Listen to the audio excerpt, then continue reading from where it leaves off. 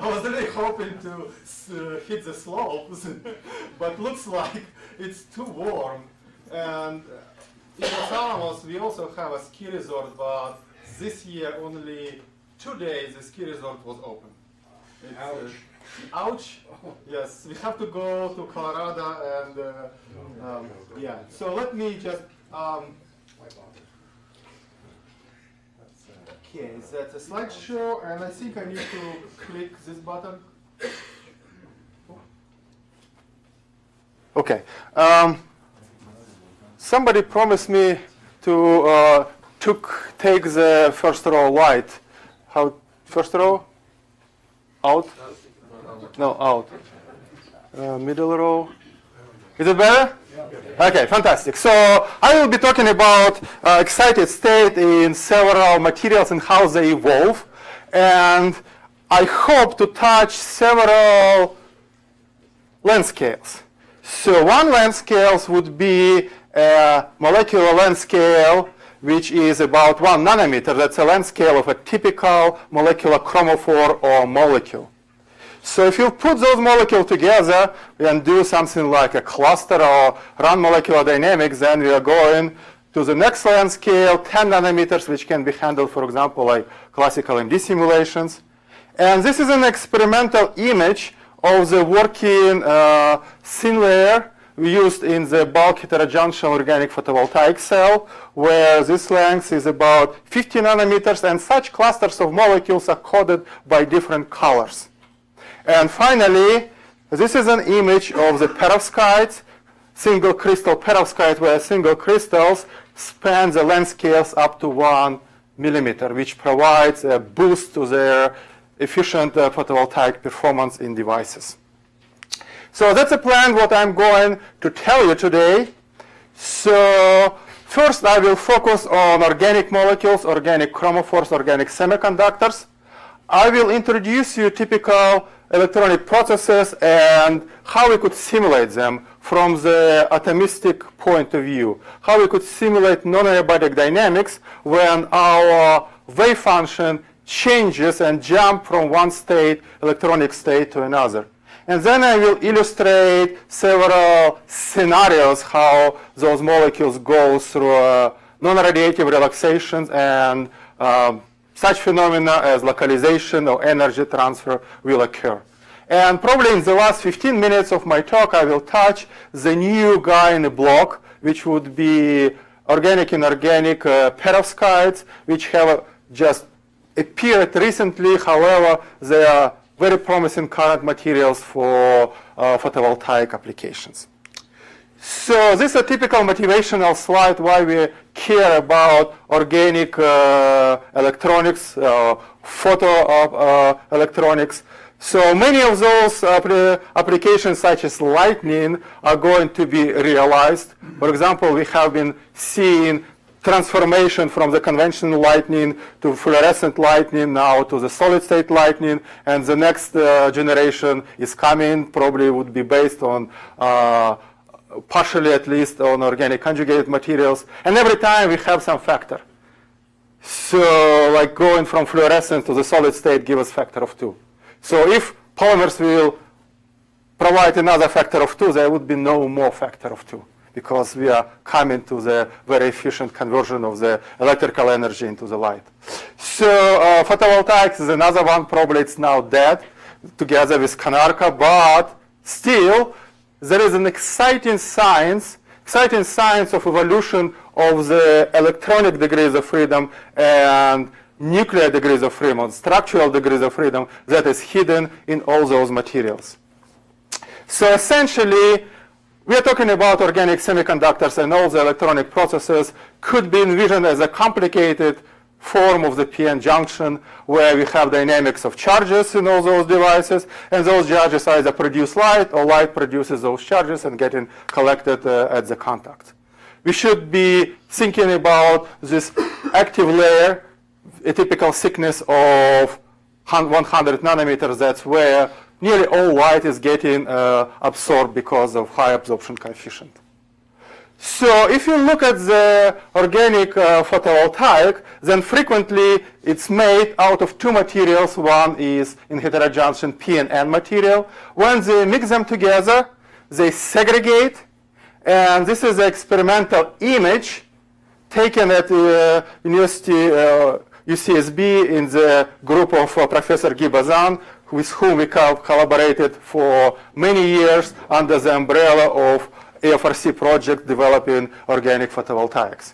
And if you reconstruct this image and make a movie, this movie takes you inside of the bulk heterojunction, and you could visualize what are those segregated regions, so that the light, in my previous simple cartoon, light is getting absorbed in one of the regions, for example, in the donor region, and then it's the exciton, which is bound state of electron hole, travels to the nearest interface, got separated to the electron hole, and then the electron is getting extracted along this gray region, which would be fullerene, and the hole is getting extracted along those colored region, which would be molecular donor.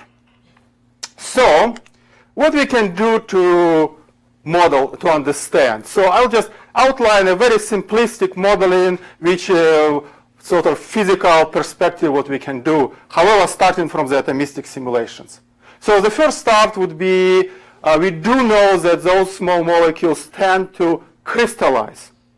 And Guy has been paying specific attention to crystallization because we see that the more ordered structure in those crystalline grains, those colored regions, will provide better performance. And indeed, this molecule has been providing like around 8% photovoltaic performance, which is pretty high for those materials. So we could start from the crystal structure and atomistically compute electronic properties of the molecule, and then apply something like that, like Marcus theory for the electron transport, which is essentially based on the golden Fermi rules. We associate each site with one molecule and describes transport of electrons or holes. There's a jump between molecules, and all the quantities in this simple formula we could calculate from the, say, density functional theory. And then at the end of the day, we could look what is the structure of couplings between the realm of electrons and holes, and we could calculate the mobilities. So, and we could already understand why those materials could a lot more efficient conduct holes compared to electrons, because electronic wave functions are a lot more localized compared to the hole wave function. So that we could also understand why in the molecular crystals the charge transport is highly anisotropic, because the coupling decays exponentially compared to the distance between molecules. And remember, those are pi stacks is coming into U, and therefore within the pi stack the transport is very efficient, and between pi stacks the transport is inefficient. The same trick can be done for exciton transport, but here we could use something like Forster theory, again calculate everything from the atomistic simulations. However, we have a caveat, and caveat is overlap between absorption and emission. And for the specialists, I would say that there are no current reliable DFT methodologies to give this overlap reliably, so that we yanked it out from experimental data, and again repeated the same and get the tensor for the excitonic diffusion, and we could just make some conclusions and discuss with experimentalists what to do. Okay, those are simple models, but is the reality as simple as I'm describing to you? So if you wish, so this slide is graphical abstract of my first part. And what this graphical abstract is showing you are movies. What is going on with the wave function of the electronic states which is getting excited? Those are slew of different molecular chromophores, and you could see that the wave function is changing, getting from localized to delocalized, spatially transferring from one place of the molecule to another, and so forth. So, and I will go over several of those examples today with you. So how we are doing, first of all, a couple of words how we are doing those simulations. So the simplest way to start is that numerically we could photoexcite the molecule to a specific excited state and propagate the molecule along this excited state numerically. Okay? So then, for electrons, we are solving quantum mechanical problems. And for nuclei, we are using classical approximation and Newtonian equation of motion here, the Langevin thermostat. The problem will start when we have multiple excited states. And those states will start to overlap. And therefore, we need to introduce in the dynamics some probability for the wave function to change from one state to another. And many algorithms for non-adiabatic dynamic simulation have been developed, dynamics with quantum transitions. So among one of the commonly used would be Thales algorithms, which is stating that the probabilities of change in the state is relevant to the so-called non-adiabatic dynamics. And then we could propagate the trajectory and hop incoherently between states, penalized with the Boltzmann factor to get the detailed balance in place. Okay? Question? Yes? So the simulations, are they done, what is the temperature they've done at? So typically we are using either room temperature or low temperature. That's what we are putting by hand. And there is a huge difference between low temperature and room temperature. So on those movies there would be a temperature. Okay? So that another complication is that we could have multiple photoinduced pathways. Here, some molecules are going to the right and some molecules to go to the left. And therefore, we need to have multiple trajectory to get the statistical averaging. So that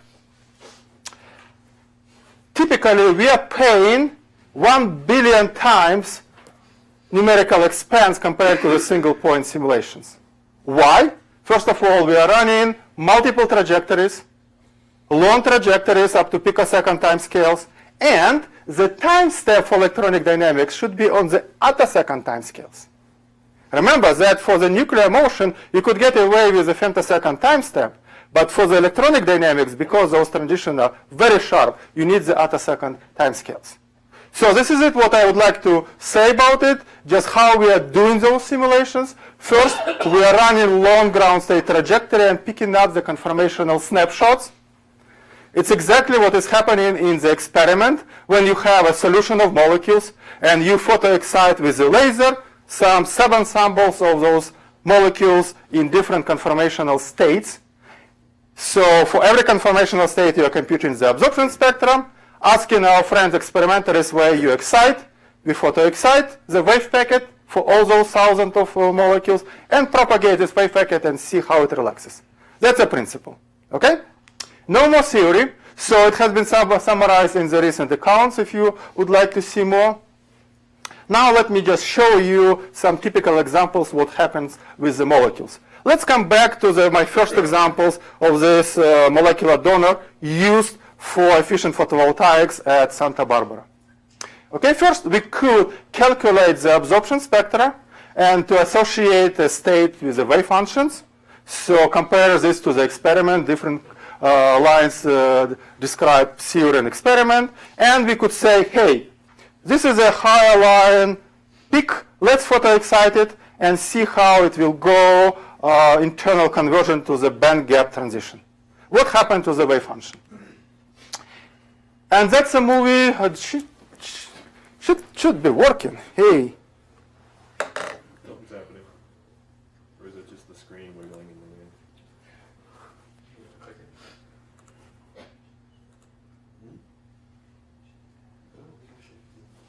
wind? Interesting. Bummer, it's not working. Anyway, so basically what you would see on this movie is that this photoexcitation will start moving right and left. Let me restart the slides, maybe then. Move the mouse onto this screen. Okay. I don't know what happened to this.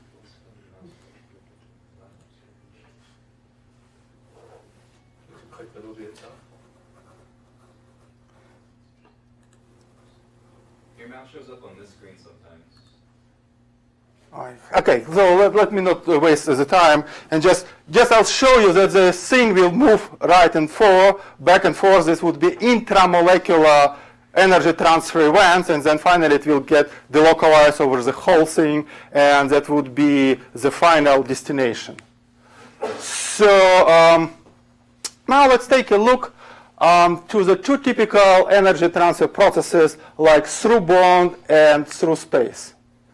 So this movie does work. So this is showing a dendritic structure. When you photoexcite to your initial state in the middle of the molecule, and at a time of about 1 picosecond, it will jump to the peripheral group. Okay, and this would be a transition to through bond. So because we have a coupling, and this transition happens to the conical intersection. Then we have a series of through space energy transfer events, and this through space energy transfer event are happening because we have dynamically induced coupling between those end groups. If you would try to use the Forster theory that I outlined you before, then the dipole moments of those end groups would be orthogonal by construction. But in the dynamics at the room temperature, those dipole moments start to move, and we have dynamically induced coupling, which makes this excitation travel around the molecule. Okay? Yes? The basic question, and I'm sure you already answered this, but is the red and blue, is that electron and hole wavefront, or what's the... So this is a transition density. Red and blue correspond to the plus and minus lobes. Okay. The standard representative orbital representation. Okay, so the next example that I'd like to show you would be 3 different scenarios for the energy transfer in this very simple structure. This very simple structure has 4 distinct electronic states. So as you would expect, the lowest energy state would be on the longest segment. So that would be my S1 state. The second state would be on my middle segment. That's my S2 state. And the S3 state would be again right here, and S4 would be right there. And already for this simple system, I could imagine 3 different scenarios. I could go from S4, which would be my initial state, to S1 by jumping S3 to S4, S1. That would be my resonant pathway, because S4 and S3 are in resonant condition.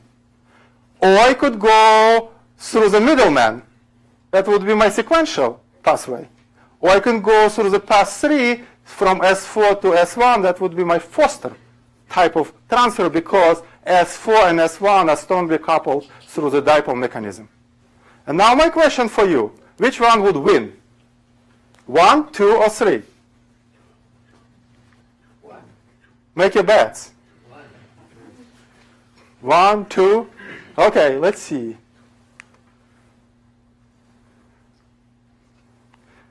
Take a popcorn and see which one is winning. So it's 2. The through bond energy transfer is winning because in both cases there are conical intersection just taking us from one place of the molecule to another through the sequential middle step. Okay. What is the coupling that causes the energy to jump from one place to another? Okay, so as I said, those are 4 distinct states. And the coupling between those 4 distinct states is non-adiabatic coupling between states. This is derivative coupling. I showed the formula before. Basically, once the states are coming close to each other, this coupling increases a lot, because it's 1 over the gap between states. And that's what takes me from one state to another in this particular scenario. So non-adiabatic, yes. Suggests to me that it's the nuclei, it's the atom. Yeah, exactly. So that's electron phonon dynamics. Yeah. Yeah, the phonons is the driving force. Yeah. Okay? So at the end of the day, I don't see them wiggling.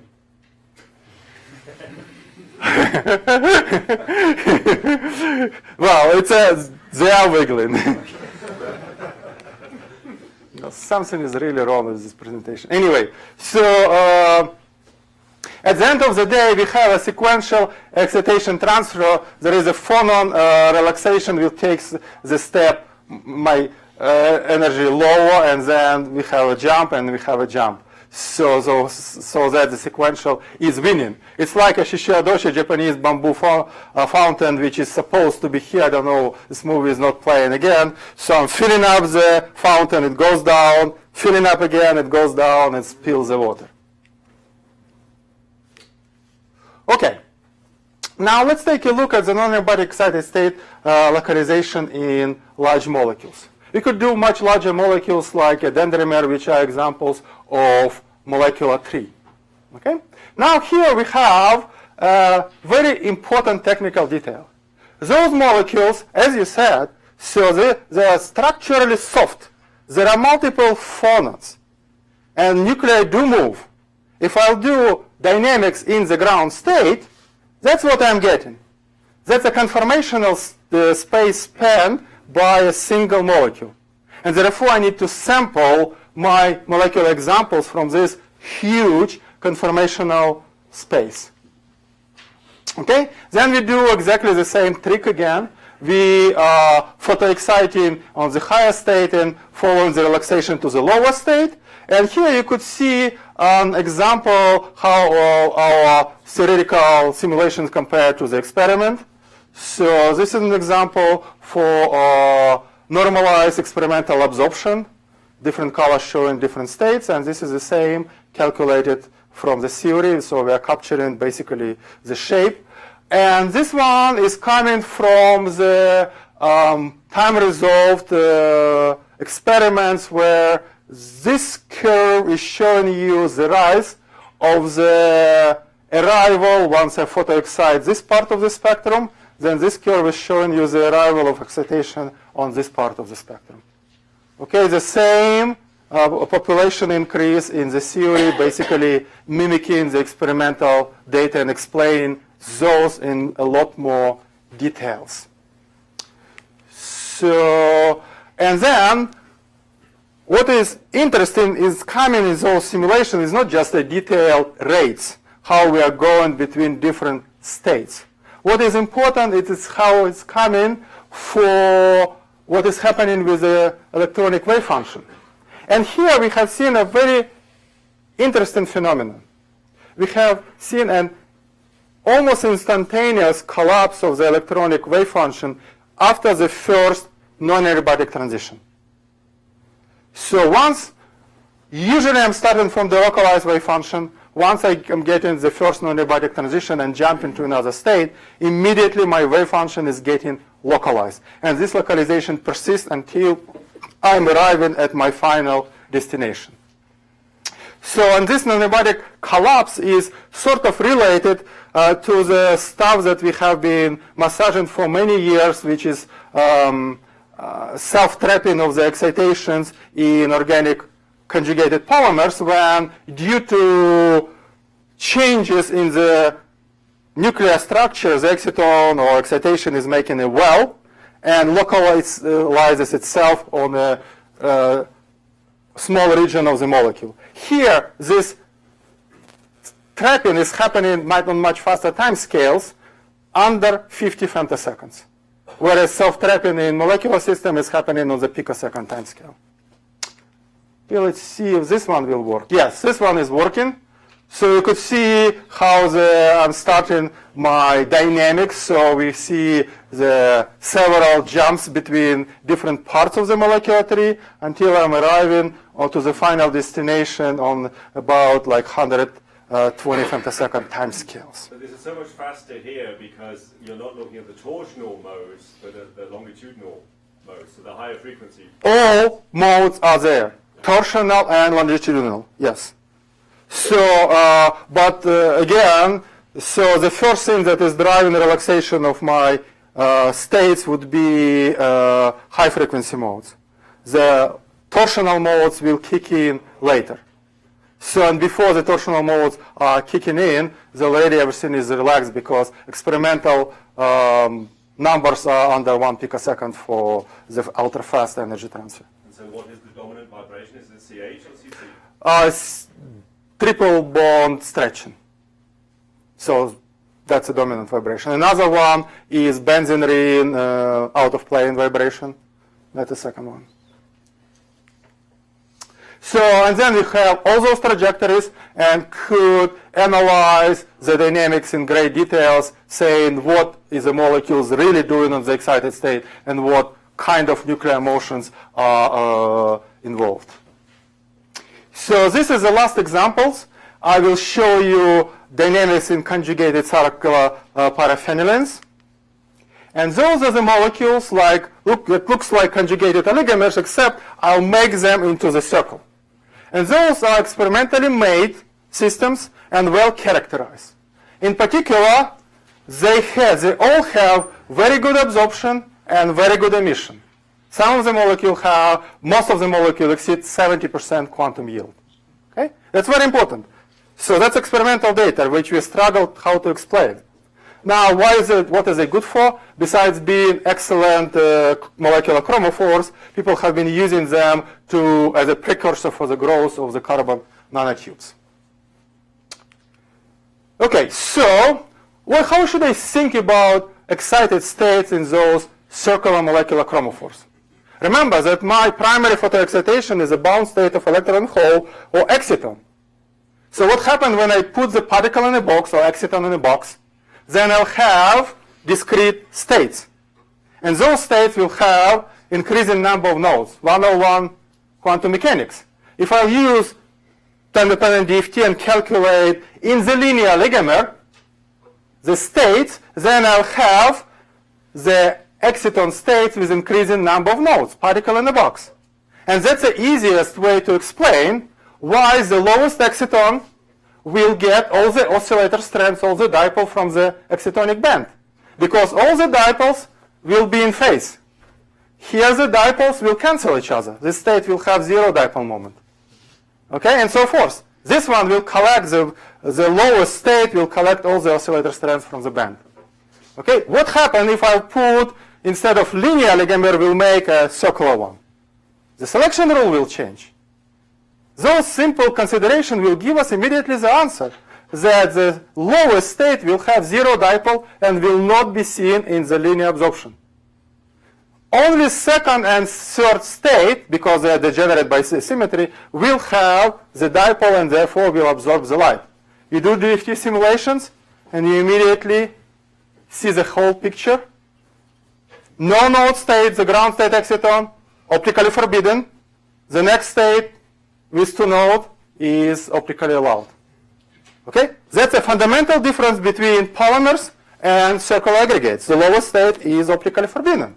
Now you tell me, how come this thing has 70% of the quantum yield?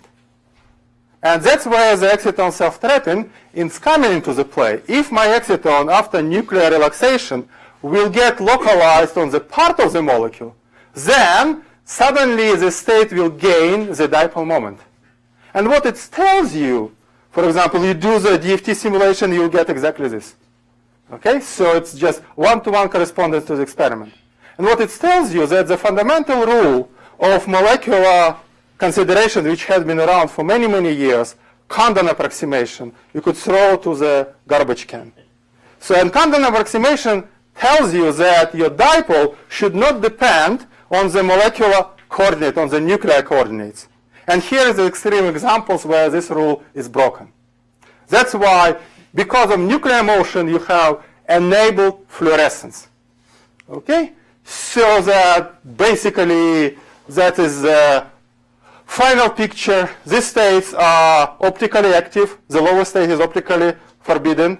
Then its geometry is localizes and getting planar in a piece of molecules. The state is localizes here and enables fluorescence. Next, non-adiabatic dynamics. Do we get this dynamical localization if you do non-adiabatic dynamic simulation? We photoexcite there and look how the energy will migrate to the first state, which is a fluorescent state. Okay? So and you immediately see that we have participation of many vibrational modes, and we have initially very fast motion of the exciton along the circle. Why? Because we have lots of electronic energies deposited into the vibration, and my excitons start moving as crazy, but once it cools down, it relaxes to its final state from where it's fluorescing. And in fact, we are waiting for confirmation now from pump-prop experiment, because we already outlined the whole canvas, what is going on upon internal conversion in this molecule. For example, what is going on with polarization and isotropy, how fast it will decay upon this ultra-fast motion of the exciton. Question? Yes? So in your movies, sometimes it appears there is a quick jump, and other times it appears that it's almost like a continuous or oscillation or whatever. You said that they jump, but what do you mean by jump?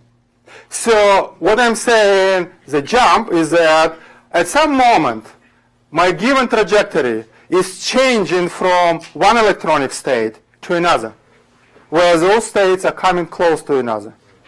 Okay? So you shouldn't be worried about sudden change of the wave function, because it's just a snapshot of a single trajectory of a single molecule.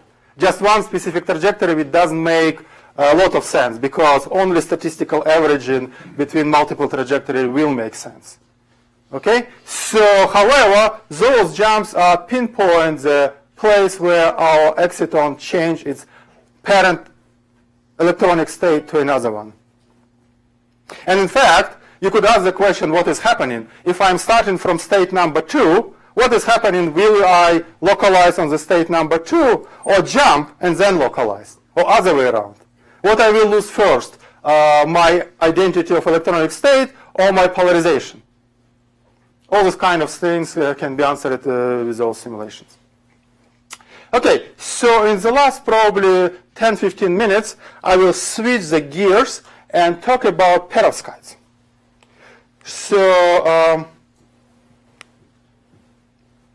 this is a famous slide from NRL, and it's just showing you that, for example, like the materials that I've been talking, organic materials, limped around for 20 years to reach probably 10% efficiency.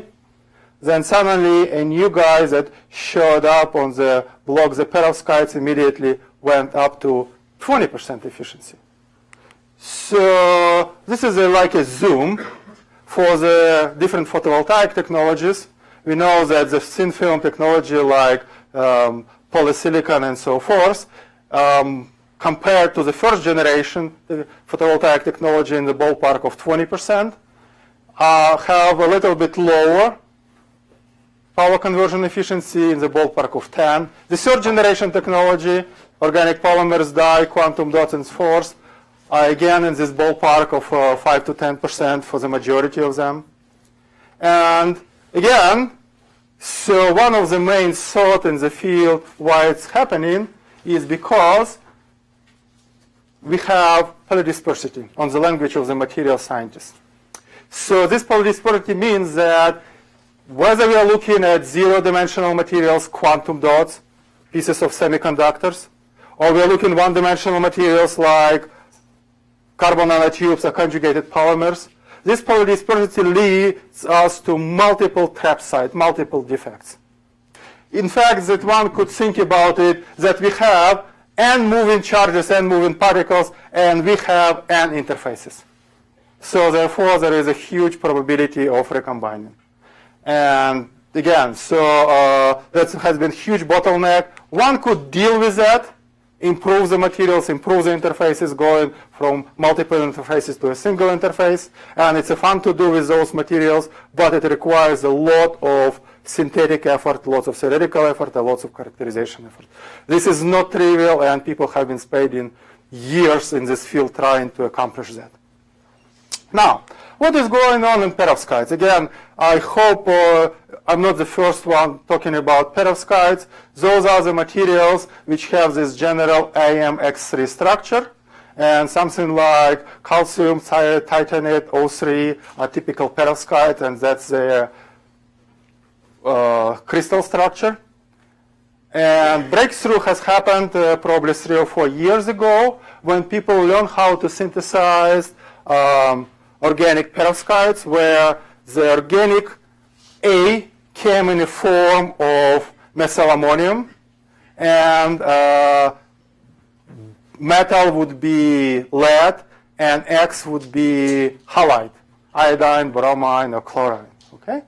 So, and what happened? We have a material which immediately overcome multiple bottlenecks. First of all, there is a strong light absorption across the whole spectrum. I've shown you several absorption spectra, and those absorption spectra have peaks, which means not all the light is getting collected. There are gaps. And this material has a continuous absorption, let's say for iodine perovskites, from 1.4 and all the way up. So, in fact, all the light is getting absorbed on the length scale of about 100 nanometers. Secondly, so we are creating not just a strongly bound excitons, which have a huge Coulomb attraction energy, which is recognized well in organic materials because of low dimensionality and low dielectric constant. Here we are immediately creating the free carriers, as is the case, for example, in silicon and gallium arsenide. And this carrier diffusion length is not just few hundred of nanometers, but several microns. On the low luminance, we have been estimating the diffusion length of electrons and holes on the level of about 100 of microns. And remember, the thickness of the active layer is about 400 to 500 nanometers. So all the carriers will potentially could have a potential to collect. Now I had this idea that you need to have only one interface. One need to grow a crystal structure which has a huge crystal. And the usual way what you do, you just, oh, by the way, so this is my cynic way, why do you need organic component? If not organic component, you cannot spill and make the wet lab fabrication of the thin films. You cannot just make wet lab fabrication of the silicon. So, and then the organic component makes possible deposition of the high quality thin films. So that, okay, now, usually what we are doing, we are spin coating the film and then annealing put into the oven. What my colleagues at Los Alamos, in particular two talented postdocs, Nonlinear and David Tsai, discovered that let's do it differently. So let's have our substrate temperature to be high so that annealing is happening at the moment when you are depositing it. And then we cool down the thing very slowly. And once you change the temperature, then you could see that immediately there is more and more crystallites showing on the thin film. So and these crystallites could be grown in the well-controlled manner up to millimeter scale. Okay? So what it gives me?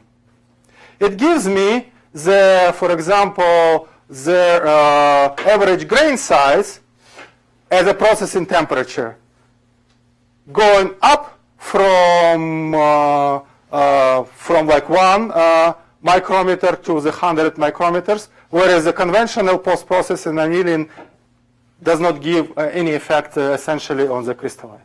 So essentially we could grow the whole film as a single crystal. Why it's important? So this is important because if you plot the grain size versus power conversion efficiency, you could see that the power conversion efficiency goes up from 0 to 18% with the grain size in micrometers. Okay? So that high quality crystalline, comparable in quality to silica and to gallium arsenide, do make a difference. In fact, we have seen that in those high quality crystallites, the concentration of the defect is equivalent or less than concentration of the defect in comparable high quality wafers of silica or gallium arsenide. Okay, now what else is? What is important also and plug the perovskites initially would be hysteresis. So hysteresis means that if I'm doing the voltage sweep, then my IV curves would be different. These materials with with large crystal grains do not have such hysteresis. You could swipe in different regimes multiple times, nothing is changing. Another important thing is that reproducibility. What happens if you produce 100 devices and out of 100 only one device will have 18% and the rest 5%? Okay? Not in this case. The average power conversion efficiency across 50 devices is about 15% plus minus 3%. So I guess we have a very good material. So again, so 45 minutes, I would rather discuss a little bit more in the question and answers. And I will not go into the details. We could monitor the high-quality crystal grains in spectroscopy.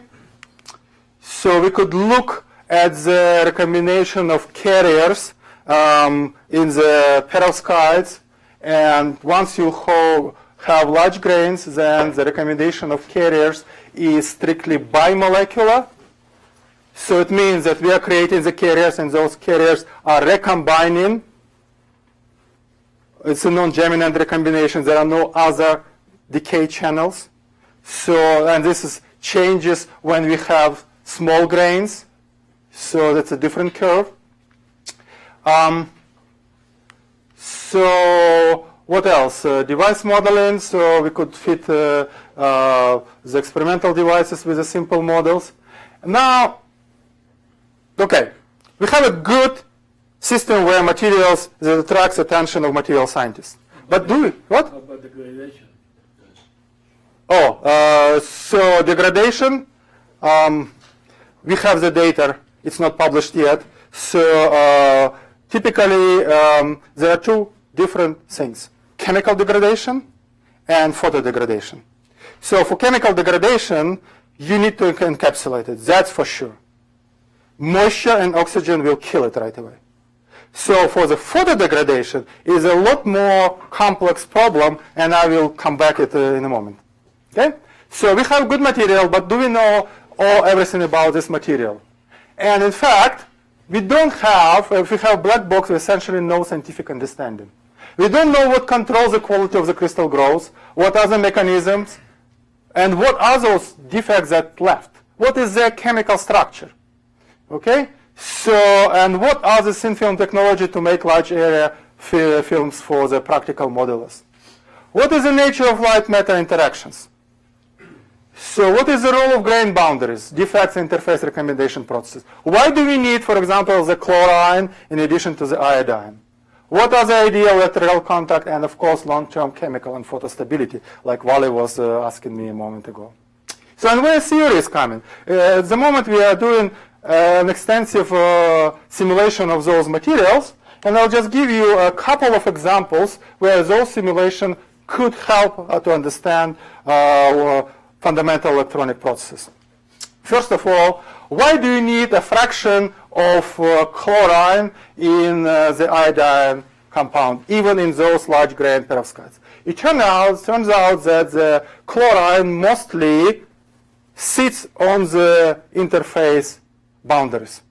And our DFT simulations have shown that once you start adding the chlorine on one, for example, the interface boundary, then you immediately see the states induced by the chlorine which are blue shifted compared to the iodine states. What it means is that the chlorine provides a natural passivation at the grain boundaries and repels those charge carriers, so you'll have less losses. So another one would be about optical degradation. So what we have seen is that those materials gradually degrade after illumination at 2 or 3 suns.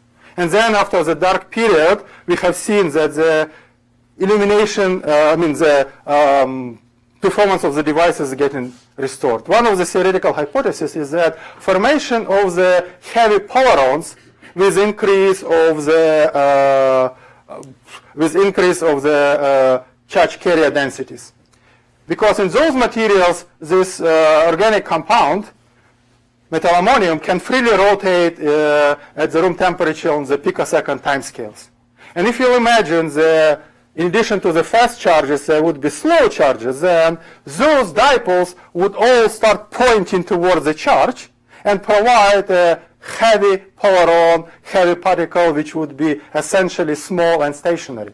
And this is a concept. And that's a realistic DFT simulation when we pointed all those dipoles toward the lead, and we have seen that the electron orbitals get completely localized on a single lead atoms with a huge mass of polarons.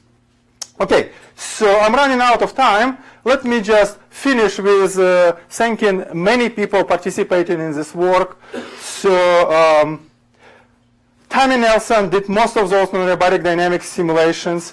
Ludmila considered those circular aggregates. Alena and Andrei did wonderful simulations of organic solar cells, UCSB work.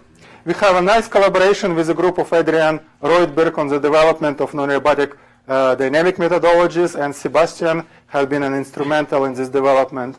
So I've been fortunate to collaborate with many experimental groups, Guy Bazan, Organic Photovoltaics, Valeria Kleiman, Dan Drimmers, Jenny Clark, Ultrafast and Guglielmo Lanzani, Ultrafast experiments in polymers, Steve Dorn, and Anna Swan, those are carbon nanotubes and circular cycloparaffinilanes. And in perovskites, we have a nice experimental group led by Aditya Mahite on the device lab. Chemical synthesis has been done. Celine Van, Wani and David have been developing those procedures. They are very talented postdocs. Gutam is an experimental collaborator as well. So theory has been done by Amanda Newkirch, who is a postdoc at Los Alamos in collaboration with Claudine and Jackie, two theorists at the University of Rennes. And with that, I'd like to thank many funding sources. Nowadays, one needs to sit on multiple chairs and to survive, and thank you for your kind attention. Sorry that those movies didn't work, so I don't know, yesterday I checked them and everything was working. I'll take it tomorrow. Okay, tomorrow I'll try it, so maybe the sun would be in a different phase. Yes, please, John. I wonder, are you able to do these adiabatic calculations? Non-adiabatic? With non-adiabatic, with the perovskites? Not yet, but this is in the plan. This is in the plan. So you should realize that in perovskites we have two fundamental different bands in the electronic zone. Yeah, so in the conduction zone. So and those have very different properties. So our idea, first of all, to explore non-adiabatic relaxation between those two zones. And another one is to, once we will find what are those chemical defects on their boundaries at the interfaces, is to see what would be the charge dynamics of migration to the interface defects. And all those studies, of course, would be done in conjunction with spectroscopic experiment. Yes, Misha? What is the dielectric constant of perovskite? Okay, so it goes up to 70. So basically, the static dielectric constant is around epsilon 0 is around 20. Then it goes to spike, and epsilon 0 is around 15, I guess.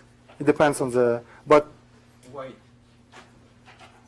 Can you explain qualitatively? So part of the frequency, part of the high dielectric constant is due to those freely rotating metal ammonium ions. So as usual, semiconductors, the dielectric constant is quite high.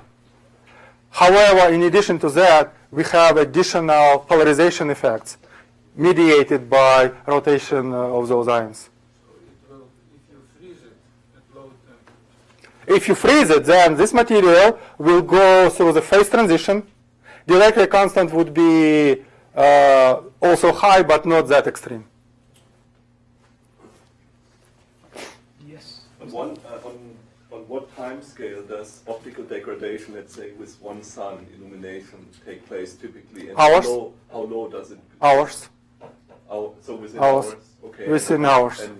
And how much do you lose? Probably like 20%. It goes down to 20%. No, goes, You lose 20%. no, 20% of the efficiency. And then you hit a plateau. Then So, I don't know, so. is that like the Stapler-Wronski effect? So basically, we start. Let's say we start with 15%. Illuminate by using 3 suns for 1 hour. It goes down to like 11, 10%, something like that. Then we switch off the light. Wait for 1 hour. 15% is restored. So again, we don't have. And is it a meal? I mean, that's why I'm asking. I don't know. I don't have all the information, experimental information, and we are scratching our head hard just to have theoretical explanation what is going on. This is one of our idea what is going on, formation of those heavy polarons. Again, it's not ready for the prime time. How long does it take it to recover? Hour? 1 hour? So again, recovery could happen in the minute. So, but I'm just saying that the actual experiment that has been done, illumination with 2 or 3 suns, it goes down to 10%. Turn off the light, turn on it again in 1 hour. 1 hour, 1 hour, 1 hour, and then you could go to see those jumps. So with those molecular dynamics in the ring, I don't think you would ever see anything in ensemble polarization anisotropy measurements. I mean, Tate Goodson did this 15 years ago on dendrimers, on C3 symmetric dendrimers, and there is no anisotropy. It's always 0. It depolarizes within the measurement resolution. You can't. I mean, it's hard to get below 150. Okay, so in our case, the depolarization occurs on the time scale of about 300 femtoseconds. That's what the simulations give. That's what simulation gives me. But there's no measurements so far that actually. No. Because I mean, people have looked. I'm not aware of. I mean, people have done this experiment many times in lots of different rings, and I'm not aware of anyone ever having shown any anisotropy value other than 0. Yeah, so basically when I'm talking to some people like Laura Hertz, so the time resolution for the polarization and isotropy measurements is about picoseconds. Oh, yeah, you can get a little bit better. But I mean, they've not seen any anisotropy. It's always 0. Yeah. So my question is, if it's always 0, what experiment can you actually do other than single molecule spectroscopy to show this heterogeneity, this dynamics that the simulations give? Because you're basically saying every single molecule is different. Every molecule localizes differently. Yes, every molecule is localizing differently, but your polarization should decay. So basically, I could. That's exactly how I calculated the polarization. So I'm seeing that the polarization will decay fast. The polarization memory will decay fast on the time scale. Making it an individual molecule. The problem is in an ensemble, you've got lots of different orientations. Exactly. Exactly. That's exactly what we are calculating for the ensemble. So you think there should be something? But I mean, I'm thinking that it should be something. But again, all the traces of the polarization anisotropy disappear on the time scale of 300 femtoseconds. The most notable changes are happening during the first 100 femtoseconds. That's what we know. That's our prediction. I wanted to know whether you can simulate dynamic Young-Taylor effect. Dynamic Young-Taylor effect. NH3, it goes from one configuration to the other. I don't see any reason why we cannot do. Have you done that? I mean, No, we didn't do that. Okay, any other question? If not, let's... Okay. Just one last, just out of curiosity. When you simulated these excitations, what? So every time you have an optical excitation, you basically create a geminate pair. you made one remark at some point, when that turns into a non-geminate pair, basically when it dissociates, is that purely the exciton binding energy that governs the probability, or is that simply dependent on the particular excitation that So, are you talking about you this said at small some point that in molecule? perovskite there's really low exciton binding Oh, okay, energy. okay. So in perovskite, the exciton binding energy is on the order of kT. And therefore, at room temperature, the excitons quickly go into the free electron hole pairs, which are highly mobile.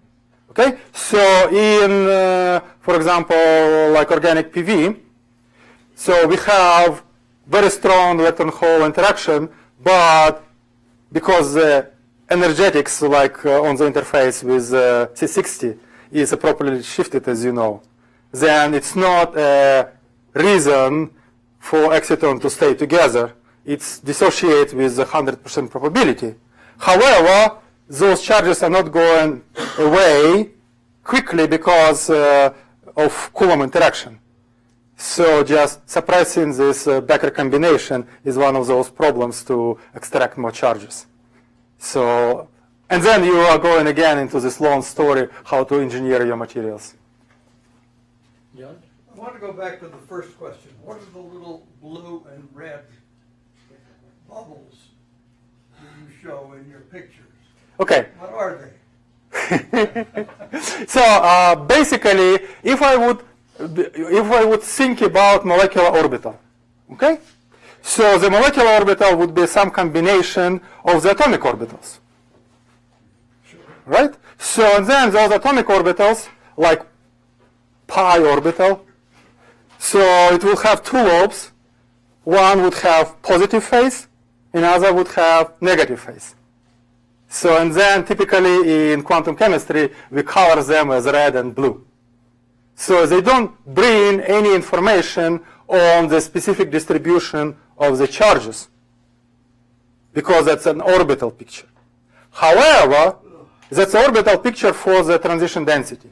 If you're interested in about distribution of the charges, I need to look at the transition density itself, which would be the diagonal matrix elements of the transition density matrix, and to see what is going on, how the nuclei are changing their charge, how the due to optical excitations. We did it many, many times, and then you could just see the very clear picture how the charges are migrating on the molecule. Okay. With this, we thank the speaker again. Thank you.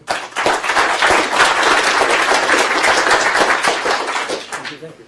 Thanks. How do you turn on?